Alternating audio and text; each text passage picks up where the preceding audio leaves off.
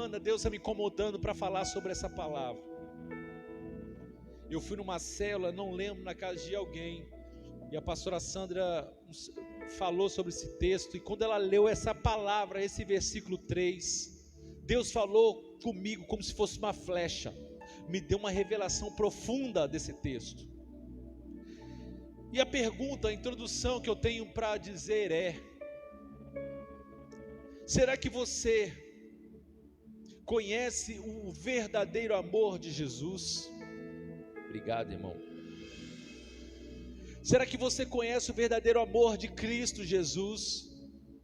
O amor verdadeiro, o amor ágape, o amor sobrenatural, aquele que Jesus fala.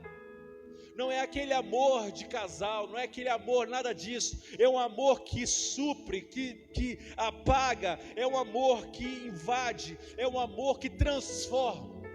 Esse amor, será que você o conhece? Não? Pode estar assim, pastor, você nem começou a falar para dizer se eu conheço ou não. Fala aí, comece a falar, aí eu vou saber se eu tenho esse amor ou não. Então vamos lá. 1 Coríntios 13, Paulo está falando a uma igreja que não conhecia o que é o verdadeiro amor. Eles não conheciam, eles sabiam o que era o amor de senso comum, eles sabiam o que era o amor pelos filósofos, já que eles estão na Grécia.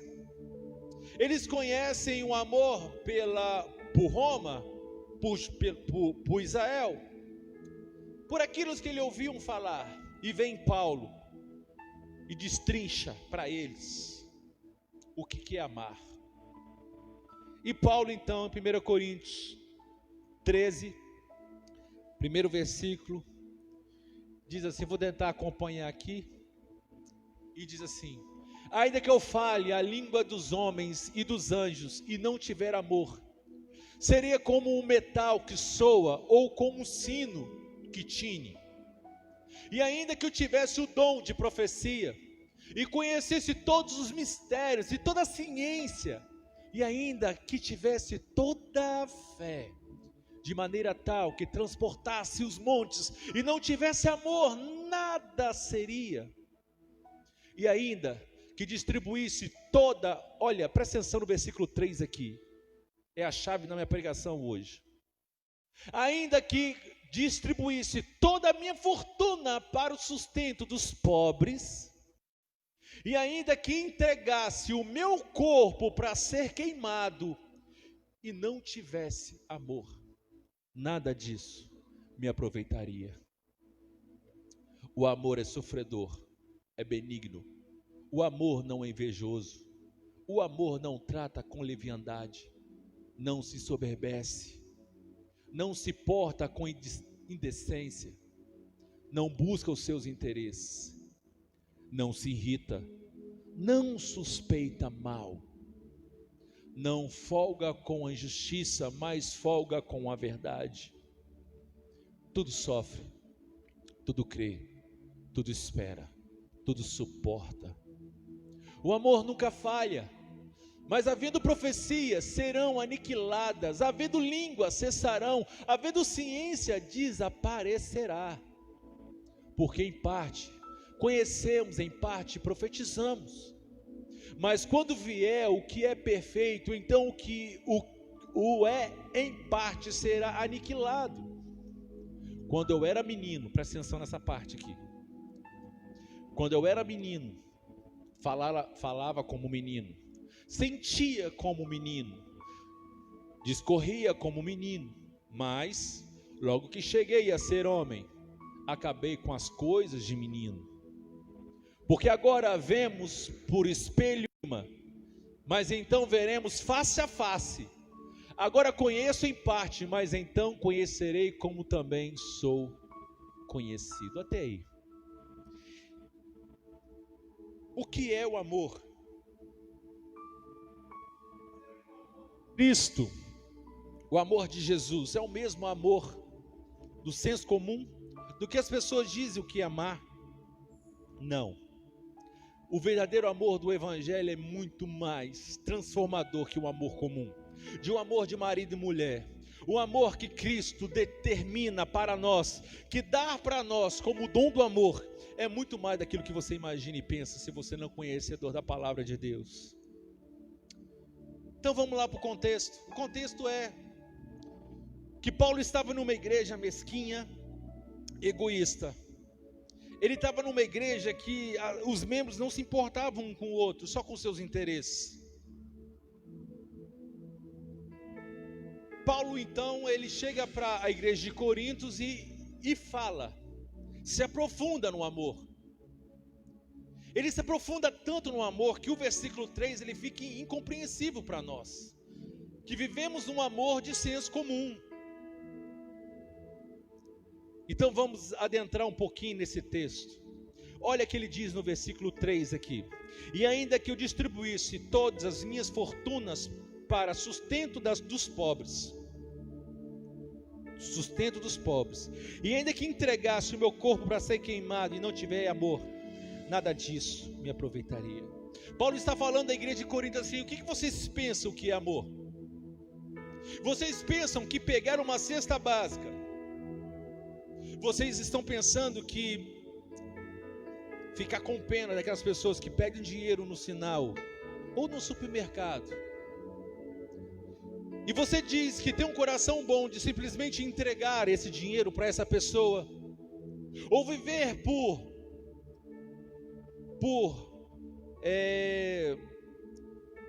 de sustento às pessoas mais necessitadas. Você acha que isso é dom de amor? Você acha que isso é dom de misericórdia? Você acha que isso é suficiente? Paulo está falando aqui que não. O amor de entregar a cesta básica, o amor de dar aos pobres, de entregar tudo que você tem para os pobres, isso não é um amor profundo que Jesus está dizendo aqui. O amor é muito mais do que isso. Ele está dizendo aqui, imagina que eu tenho todo o meu dinheiro guardado, e nesse momento eu tomo a decisão de pegar o meu dinheiro e entregar todos os pobres. Ainda, se eu não tiver amor, nada disso valeria. Irmão, você está compreendendo o que eu estou dizendo? A profundidade disso? Porque no senso comum isso é amor, isso é dom de misericórdia. No senso comum que nós vivemos, aprendemos com as pessoas o que é amor pelo senso comum, achamos que isso é suficiente de ser olhado por Deus como uma pessoa amorosa, e não é. Você sabe o que é o amor de Deus? É quando você está tomando bofetada, alguém está enfiando uma lança na sua barriga, no seu ventre, cuspindo na tua cara, te desprezando, não olhando para você. Você olha para essa pessoa e fala assim: Jesus, Deus, perdoa ela, porque ela não sabe o que ela faz. Isso é amor. Você tem noção o que é tomar uma bofetada na cara? E você olhar para a pessoa e dizer: eu te perdoo. Isso é amor. Muitas pessoas estão ligadas ao amor da cesta básica, mas você consegue amar a pessoa que está no teu lado, mesmo que ela não combine com você? Mesmo que você pega também um senso comum que diz assim: o meu santo não combina com fulano, você consegue amar essa pessoa? Isso é amor. Você consegue amar a pessoa que diz que essa parede é branca e a pessoa está falando que a parede é azul? Você consegue amar essa pessoa que está discordando de você? Isso é amor.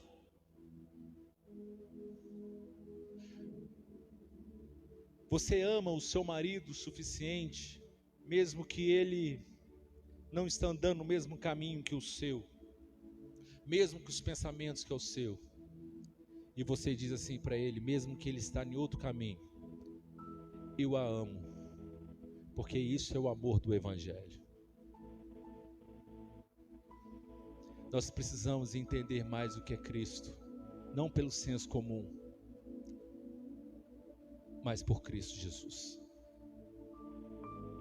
Paulo está falando para uma igreja que simplesmente no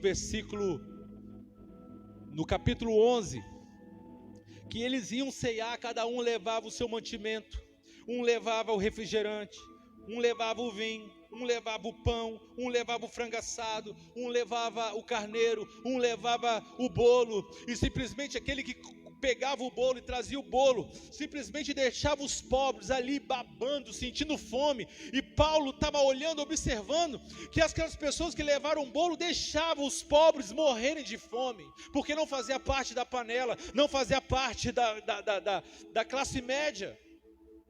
Quem levava o vinho, não distribuía para aquelas pessoas que não tinham que não tinham de condições de beber.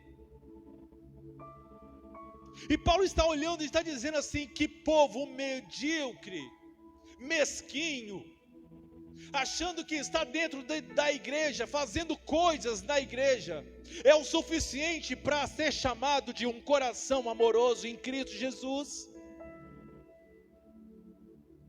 Tem muitas pessoas aqui que não concordam com as minhas opiniões, e tem pessoas que também eu não concordo com as suas opiniões, mas eu tenho que amá-la, eu tenho que abraçá-la, eu tenho que dizer eu te amo em Cristo Jesus, porque isso é evangelho, isso é amor, isso é ternura de Cristo.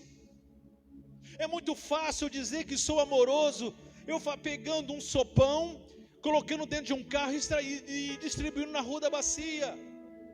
Mas eu não me dou com o meu vizinho, eu não me dou com os membros da minha igreja, eu não me dou com as pessoas que não concordam comigo, aquele que não concorda comigo, eu isolo. Isso não é amor. Você pode distribuir cesta básica, você pode dar tudo para os pobres, se você não tiver amor, nada valerá.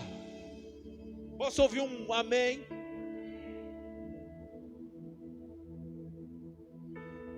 Tira o senso comum da sua cabeça e coloca Cristo, coloca Evangelho, Cristo Jesus. E essa igreja mesquinha não pode fazer parte dessa igreja. Essa igreja mesquinha não pode fazer parte. Muitas pessoas querem ser a mão, porque a mão gesticula e evidência. Muitas pessoas querem ser o rosto, e quem quer ser o pé é rejeitado pelo rosto. Aqueles que querem ser a mão rejeitam aquele que quer ser a orelha. O verdadeiro amor, o verdadeiro corpo sabe que quando coçar a orelha, quem supra as nossas cidades é a mão. Quem já teve coceira? Já teve? Eu já tive. Eu fui no lugar que eu fui comido por borrachudo. Já pensou se eu não tivesse mão para coçar? O que eu ia arrumar da minha vida? Eu ia ficar igual o cavalo roçando no muro. Quando não existe um corpo unido e entende que cada um tem as suas convicções, e nós temos que respeitá-los, as suas convicções. Quando a gente chega nesse nível, essa igreja flui. Porque uma igreja que vive em picuinha um com o outro, brigas uma com a outra, fazendo chantagem, charme uma com a outra, entra no versículo 11 que Paulo está falando aqui, que diz assim: quando eu era menino, falava como menino, sentia como menino, discorria como menino, mas logo que cheguei a ser homem, acabei com as coisas de menino. Paulo está falando, igreja, vocês têm que crescer, aprender a amar. Não adianta só entregar a cesta, não adianta só fazer essas coisas, se vocês não amam. Aqui, igreja, eu já fui menino, hoje eu sou um adulto e falo como adulto. Nós temos que deixar as coisas de menino para trás e nos comportar como homem. Não concordou comigo? Chega para mim e fala. O que está acontecendo? Isso é hombridade, isso é amadurecimento. Não concorda? Você não concorda com essa parede preta? Não fala com um com o outro não. Chega para mim, pastor, por que você pintou essa parede preta? Às vezes, eu pintei por um motivo, e você não sabe o motivo. Por exemplo, às vezes você olhou a parede preta e disse assim: nossa, está parecendo uma boate, está na modinha. E eu, como pastor, eu vou falar para você assim, não. Sabe por que eu pintei essa parede preta? Porque por uma filmagem,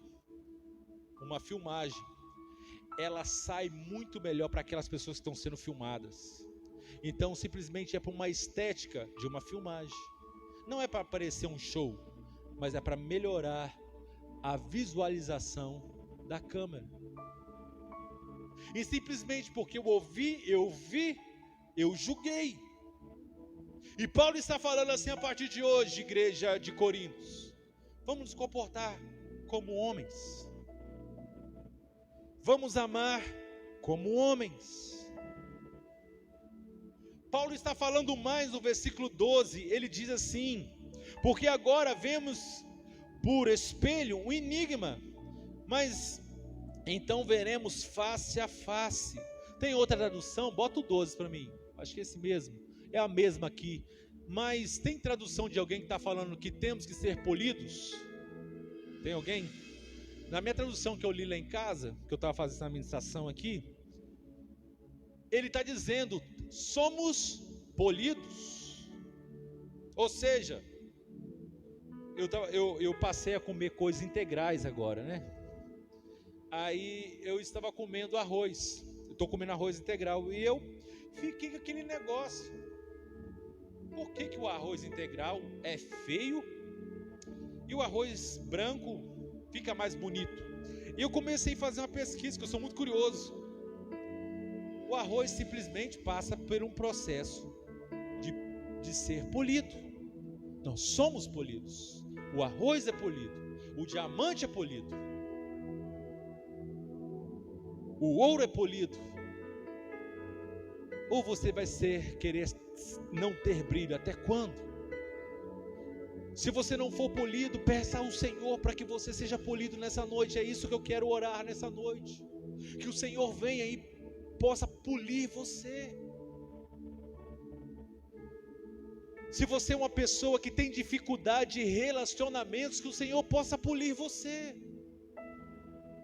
Uma vez eu estava discutindo com Sandra um negócio, e eu falei assim com ela: olha a minha vida, olha a minha vida, me fala uma pessoa na rua que eu já briguei,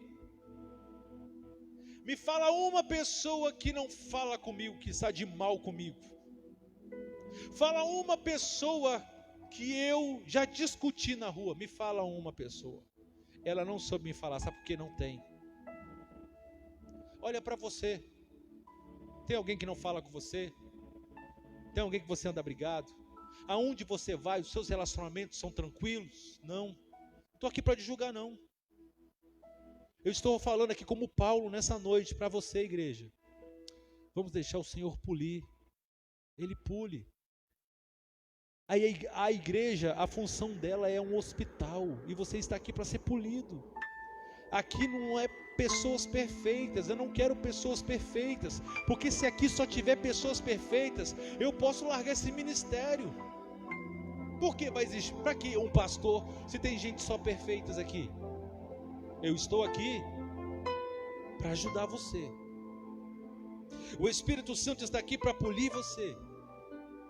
Tem pessoas que estão falando mal de você, que estão zombando de você. Peça ao Senhor Deus aqui: eu estou sem paciência, Pai. Eu sou o tipo de pessoa que quando a pessoa se contraria com os meus pensamentos, eu logo rejeito. Eu logo coloco ela em segundo plano ou terceiro, ou mal falo com ela. Quando a pessoa não anda conforme aquilo que eu gostaria que ela andasse, eu logo fico chateado. Irmão, hoje é o momento de você pedir perdão ao Senhor e falar: Deus, me pule. Eu quero ser transformado disso.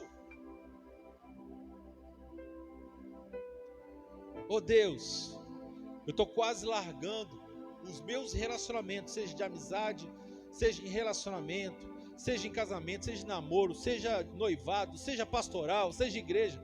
Eu estou largando, porque eu não tenho paciência. O amor é paciente, o amor não é invejoso, tudo suporta, tudo crê. Isso é o amor de Jesus. Isso é o amor de Cristo. Por isso estou falando para você, larga o amor de senso comum e olhe pelo amor de Jesus. Eu queria orar por você, para que você possa ser que nem Jesus, quando estava sendo maltratado na cruz, ele possa olhar e falar, como você vai ser assim a partir de hoje. Deus, perdoa Maria, perdoa João, porque ele está me maltratando, eu estou perdendo a paciência com ele está falando mal de mim. Perdoa ele, porque ele não sabe o que está fazendo. Que ele possa rever os seus conceitos, Senhor. Ajuda, porque eu a amo em Cristo Jesus. Vamos aprender a ser assim, que o Espírito Santo possa polir a nós nessa noite.